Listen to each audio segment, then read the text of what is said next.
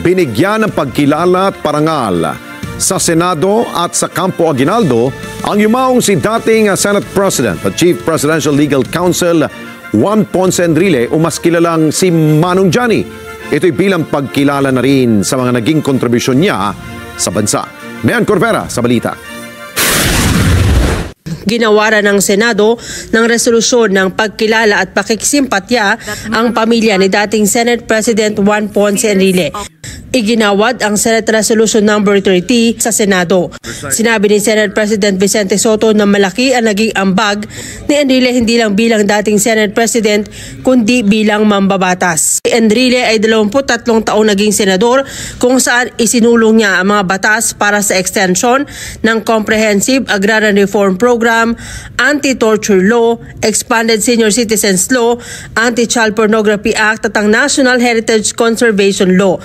Ayon kay Sotto, nag-iwan si Enrile ng napakalaking legacy sa bansa sa loob ng 6 na dekada na nagsilbi ito sa pamahalaan.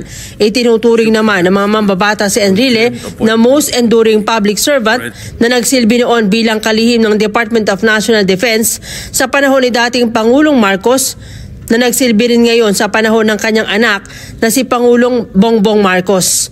This day, we not only mourn but celebrate the life and accomplishments of Manong Johnny.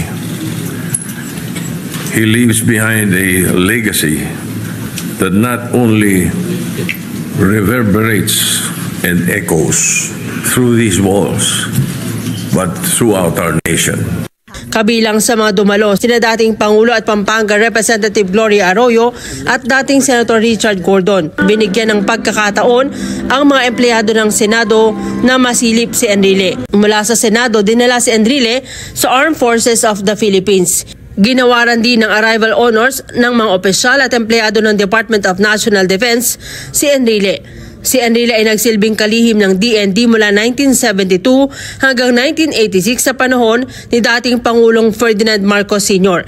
Kasama sa nagbigay pugay kay Enrile, si Defense Secretary Gilberto Teodoro at iba pang senior officials ng DND. Mayan Corvera para sa Mata ng Agila, matatag, matapang, matapat.